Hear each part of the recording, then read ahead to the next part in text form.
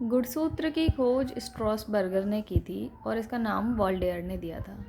गुणसूत्र हम पढ़ते क्यों हैं? क्योंकि हम जानते हैं कि लक्षणों को एक संतति से अगली पीढ़ी में ले जाने का काम जीन करता है, डीएनए करता है। डीएनए किस में होता है? जीन में होता है। और जीन कहाँ लगे होते हैं? गुणसूत्र के अंदर जीन होते हैं। तो इसीलिए हम गुणसूत्र की संरचना को पढ़ रहे हैं। गुणसूत्र में क्या होता है कि ऐसे ये एक धागा है और एक धागा ये है, ये दो धागे हो गए। ये दो धागे जो हैं इनको बोलते हैं क्रोमेटिड।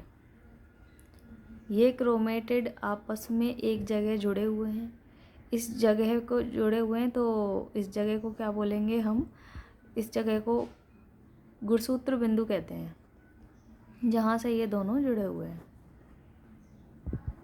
या फिर सेंट्रोमियर इंग्लिश में। अब ये जो एक क्रोमेटिड है ना, ये क्रोमेटिड ऐसा होता है वाकई में, हकीकत में तो ऐसा ये है। तो इस क्रोमेटिड के भी दो भाग हो गए ना, एक ये वाला एक ये वाला, तो इनको हम बोलते हैं क्रोमोनीमेटा। इसके अंदर जैसे ये डोरी है, अब इस डोरी में ऐसे मोती लगे होते हैं, ऐसे ऐसी संरचना है। अब इनको हम बोलते हैं क्रोमोमियर। और क्रोमोमियर में ये जो मोती जैसे लग रहे हैं, यानी कि यहाँ पे जीन ज़्यादा हैं और इन्हीं जीनों में क्या है? डीएनए बंधा हुआ है। यही हैं जीन के केंद्र इसमें। तो यही अगली पीढ़ी में जाते हैं, ऐसे ही इस पे होंगे सेम टू सेम। और ये ऐसी एक संरचना से ऐसे यूँ ये कवरिंग होगी। तो इस कवरिंग को, ये कवर क्या है? ये कवर होता है पेलिकल। और इसके अंदर एक द्रव भरा रहता है जिसमें जल, प्रोटीन, खनिज, लवण, ये सारी चीज़ें होती हैं। इस द्रव को क्या बोलते हैं? मैट्रिक्स। अब ये पूरी एक संरचना ये कहलाता है गुणसूत्र। इसका जो ध्रुवीय भाग है, यानी ध्रुवीय मतलब एंड, ये एक एंड है, एक एंड ये है, तो इन एंड्स को बोलते हैं टीलोमियर।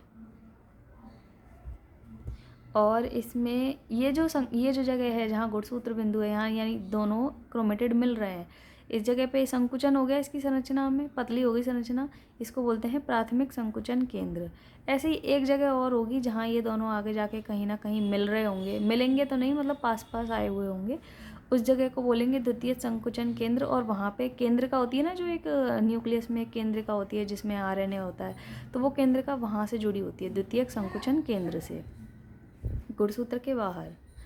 और मानव में क्या होता है? 46 गुणसूत्र होते हैं टोटल एक कोशिका में। तो 46 कैसे होते हैं कि एक गुणसूत्र ये रहा, एक इसके साइड में ऐसे होगा, और ऐसे ये 23 जोड़ों में होंगे। 1 2 3 4 5 6 ऐसे 23 यहाँ, और इसके जस्ट सामने 23 यहाँ। पहले विभाजन में क्या होगा? दोनों अलग अलग हो जाएंगे। जैसे कि एक गुणसूत्र, ये सारे गुणसूत्र ऐसे लगे हुए हैं, 23 जोड़े हैं। पहला विभाजन होगा तो एक बार कोशिकाओं में ये सारे चले जाएंगे, एक साइड की कोशिकाओं में ये सारे चले जाएंगे।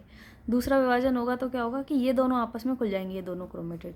अब ये इस वाले में विभाजन हो रहा है तो ये इधर चले गए, ये एक कोशिका में, इधर चले गए, एक कोशिका में। बाद में ये कुछ डबल डबल हो जाते हैं। तो हमारी कायिक कोशिकाओं में गुणसूत्रों की संख्या 40 होती है। युग्मक बनते टाइम ये एक रह जाता है, ऐसे।